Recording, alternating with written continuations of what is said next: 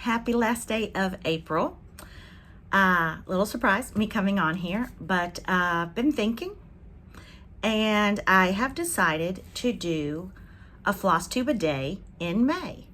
If you have watched my previous videos, especially the last 2 weeks, I've talked about participating in Mania this year. And I've done my calendar, and I'm working on whips that I have, and I'm doing new starts, even though my new starts are going to be smalls. And I'm doing one a day. And I decided maybe to keep myself accountable, I would do a Flosstube a day and show you what I've picked for that day, what I'm going to work on, and then the next day I will show you what I accomplished on what I was stitching the day before and what I'm going to do that day, and bring you guys along with me for my Mania. So I have on my calendar May 1st to do the joyful journal for May, because I didn't get to it in May or in April. I usually do it at the beginning of the month. So here is May's joyful journal by Heart and Hand, and I have done all of them except the May and the June, and I will have my full set. So May 1st, tomorrow, this is what I have to work on.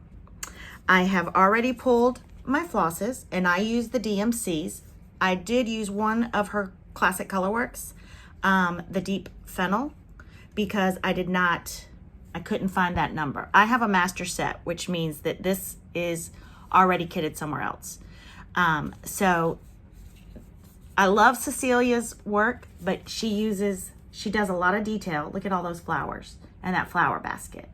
So there are a lot of flosses, but it's a small pattern. It's a 3x3. So you usually don't get the variegation if you use the fancy flosses. So I choose for these to do the DMCs. So this is what I have scheduled to work on tomorrow. I pulled from my stash, and I had some scrap of 16 count lamb's wool Aida. And none of mine use the same fabric. I will just interject that when I do my Prairie Schoolers, I bought enough to do the majority of them in the same fabric. But because these sit on my little shelving back there, and there's just one a month, they're not all together, I don't ever really worry about using the same fabric for every one. So this is going to be my May 1st stitch for Mania.